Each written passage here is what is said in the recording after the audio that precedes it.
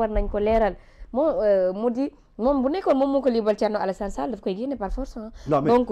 pourquoi le problème Azer Aopao di persister ba tey le DG nee na dina génn def point de presse moom Jean-Michel ñu ngi koy xaar cette semaine wala semaine prochaine la wax neen dina génn def conférence de presse mais dernière sortie mi mu def mais dernière sortie yooyu amul fu mu mentionné xaalis bi et pourtant yow man j'en suis sûre et certaine que yow bëgg nga xam fan la 37 milliards yi dugg te man tamit bëgg naa xam fan la 37 milliards waaw mais xam nga ce n'est ni le moment ah bon ce n'est ni le moment ni l'endroit gis nga au moment gis nga dafa am loo xamante gis nga tey yow Ndack kañ lay doon le moment nag waxtaan gis nga su ma la joxee sama chantier man ouais ne la clé en main laa soxla mais yaa ngi tabax kër gi waaw mais su fekkente ne man mi nga xam ne maa moom kër gi tamit dama naan la bon léegi da nga may njëkk a defal donc à gauche 3 chambres salon ma ñëw fekk la ngay tabax à droite yeneen pièces mais est-ce que war naa mën a jaaxle ba naan la mais yow sama xaalis fa la dugg warul toll foofu xam nga Ndack oui Sénégal mooy dëkk bi gën a neex ci àdduna ma wax la ko tey loolu la neex non Sénégal dafa neex xam nga lu tax Sénégal dañuy fekk lu jarul déglu ñu yendu cee débat te gis nga waaw lu jarul déglu Thierno Alassane man li ma gis mooy bon depuis le début maa ngi koy suivre mais à la limite da ngay dem ba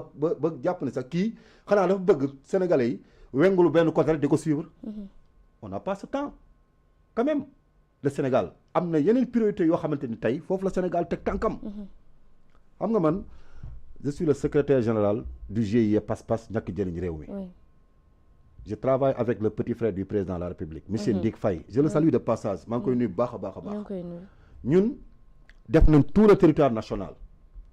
tey problème yi ñu gis ci mbay mi ci sàmm gi ci napp gi ak artisanat bi mais Thierno Alassane Sall lu tax tegul foofu tànkam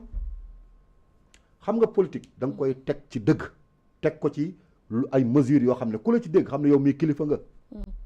yow tey ji sa kër sax mën ngaa am sa doom mu nekkee noo xamante nii boo ko yàggee jeebaane ci mbedd mi sax bu yàggee sa doom ngay toroxal sa bopp ngay toroxal te Jean-Michel Sène man je me dis que ni tey c'est un jeune boo xam ne boo xoolee taxawaayam ak doxalinam ak calmam ak esprit de dépassement am nga xam ne amul dara lu ko gêné ci li Thierno Alassane Sall di def amul dara lu ko gêné parce que il est en train de faire son travail convenablement comme ni ñu ko santé mu ngi koy def dans les normes parce que tamit booy bi choisiruñ ko parce que dafa bokk ci parti politique de lu tax ñu dañ ko choisir parce que donc il est expert en la matière d'abord en tout cas bi mu toogee léegi 40 villages donc ñoo amagum courant mais quand même Sénégal ñaata Sénégal non localité pas village yi pas kii village bi yëpp mais ay localité ci village yi 40 mais xam nga mooy li ma la wax léegi Sénégal dafa neex parce que xam nga tax ñu mel ni yow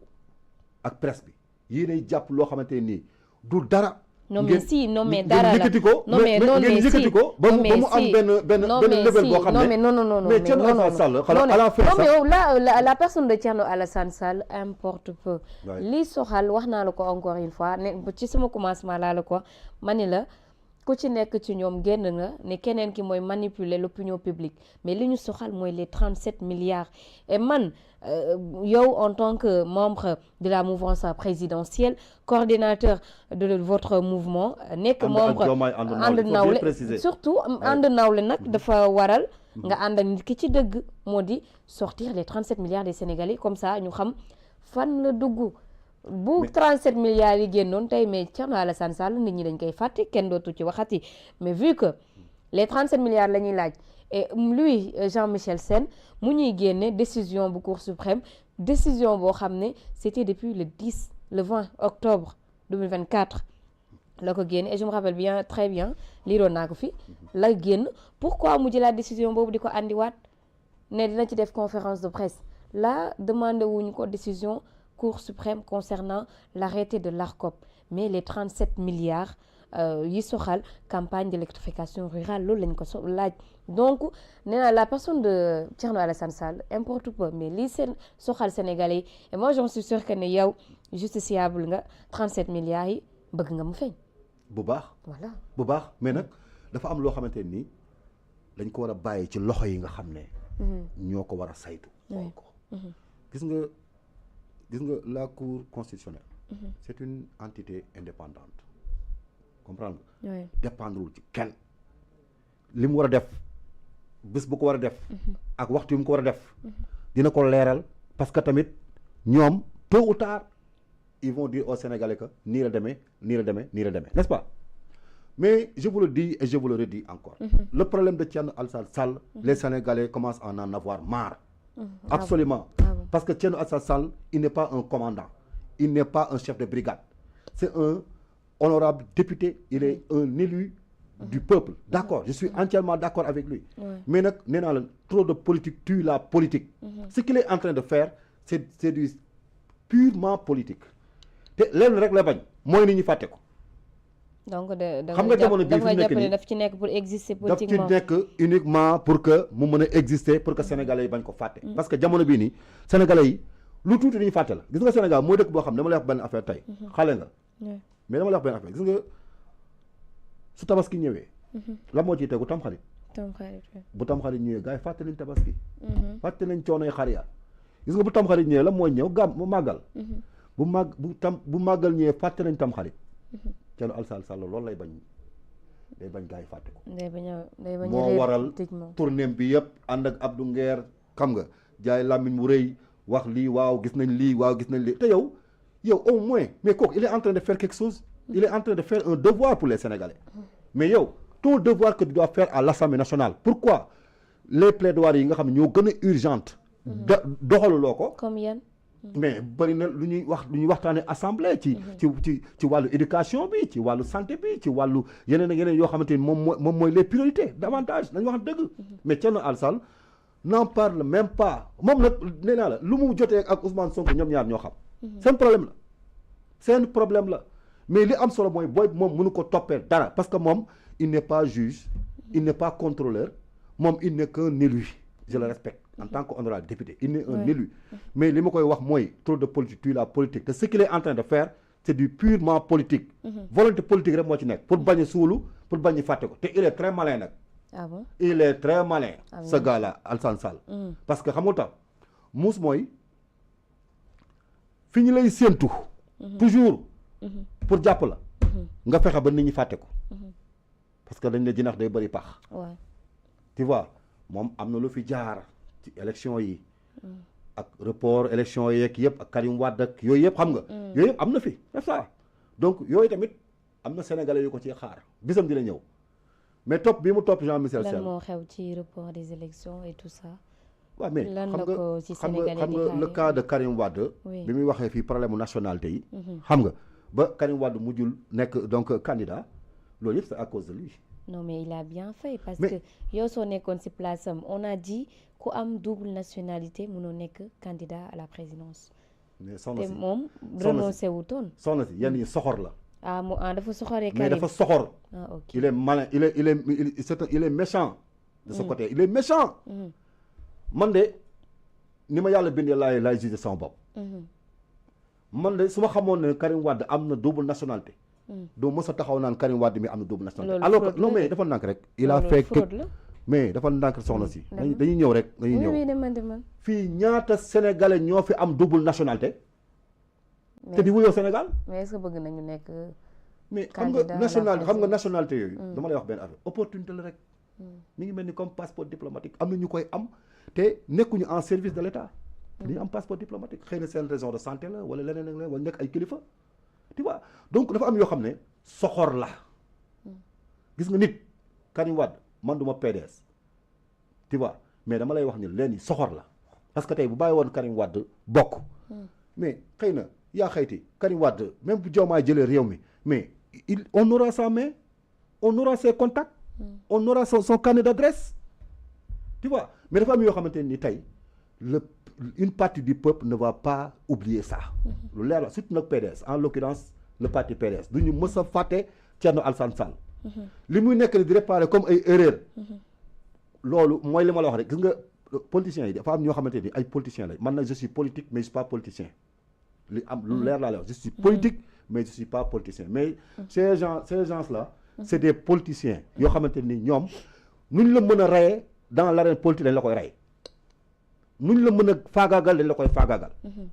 c'est des psychopathes en politique amuñu dara lu ñuy hésiter. oui le mot psychopathe moom Ousmane Sonko di bañ a dégg. mais pourquoi nga koy tappal keneen aussi.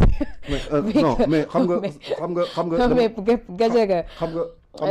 le mot psychopathe moom la waa Pastef di bañ a dégg. mais léegi nga bëgg ko assigner nga ko tappal keneen. mais li mu def moo tax ma tudd même si le mot est un peu fort. non c'est trop fort c'est pas un peu c'est trop fort. bon même si le mot est bien fort. j'assume. parce que dafa am yoo xamante ne nii nit sa parcours gis nga parcours CV nit dafa am solo. maanaam dafa am ay jaar-jaar yoo xam boo ci xasee ba jaar tu peux pas être blanche comme neige. absolument parce que dafa am yoo xam ne buñ ci defee introspection rek. dañuy xam ne yow mii bien tu es arrivé mais bon tu as eu un passé boo xamante ni tey buñ ci tegaatoon loxo rek. sa avenir mën na am di gâchis. ban passé ngeen kii yàlla. mooy li ma la wax léegi ci problème Karim Wade. non mais loolu du passé yeneen ak yeneen non mais xam nga yooyu. dafa nàkk rek gis nga il était un moment. il était un moment. réew mi jàmm rek la laajoon. waaye il était un moment les Sénégalais voulaient coûte que coûte aller aux élections. il était un moment le pays demandait des charges yoo xamante ni dañuy wax te jàmm rek tax. il était un moment le pays allait aller au feu. Mais Thierno Alassane Sall, il n'est pas sapeur-pompier en ce moment. Il a activé le feu parce que ce qui l'intéressait, moi, sa propre candidature et l'élimination de certains leaders qu'il croyait que ni ñoom bu ñu demee moom il ne pourra rien avoir. loolu rek moo nekkoon problème am. mais maintenant aujourd'hui yàlla dogal na li muy dogal il est élu à l'Assemblée nationale. mais est-ce que dégg nga mu wax ci donc ci boppam wala mu wax ci mbirum oto yi. mais moo ko njëkk a soulevé je crois que nekkoo ko woon au courant. les scandales des véhicules. moo ko njëkk a bind. moo njëkk a wax sax les Sénégalais. 76 véhicules génn na te moom du jël bosam. mais est-ce que confirmé na loolu ñàkk jël bi. ami bi si nee na du jël bosam il a dit. et je suppose que. mais joxaguñ ko buñ ko joxee neen du ko jël. baal bañ jox ko. non dafa nànk rek baal bañ jox ko. non mais est-ce que bu naroon jël dina génn boo na nga ne est-ce que soulevé na ma ne la tey boo ko yëgee keneen ak keneen yëg ko mais c'est parce que Thierno Alassane Sall moo ko njëkk a soulevé yëgoon nañu achat des véhicules mais première tranche bi ñëw moo ko njëkk a yëgal même la presse Thierno Alassane Sall moo leen ko yëgal. mais madame yow xam nga dafa am benn affaire bu ma lay wax non moi je te dis da nga ne est-ce que wax na ci scandale bi waaw dama lay rappeler ci scandale yi foofu laay jëm si. aja demal man mi wax ak yow. xam naa baax li may wax. tatoné wu ma de. même aussi man même su ma suivre actualité à 1000%. maa ngi koy suivre à 980%. bàyyil bañ jox ko otoom. mooy la jëlagul su boobaa bu ko jëlee nag ma woo fii plateau. bien sûr avec plaisir. di ko avec plaisir Gadiaga. nag oto 75 millions ñu la koy jox nga naan doo ko jël. donc oto yi jarul 50 75 la jar. mais am na ñu naan 75 am na ñu naan 50 am na ñu naan sax 40 ans de moins. mais li am solo mooy oto teraanga la.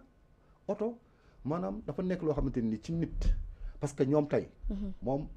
oto bi joxuñ ko pour luxe. mais dañ ko jox pour mu mën a dugg ci gox yi seet fan la méttee ak fan moo am tawet mais nag moytu courant bi nag. na bàyyi courant bi am na yeneen yu taxaw. te nag. otom boobu noonu mu ne ko jël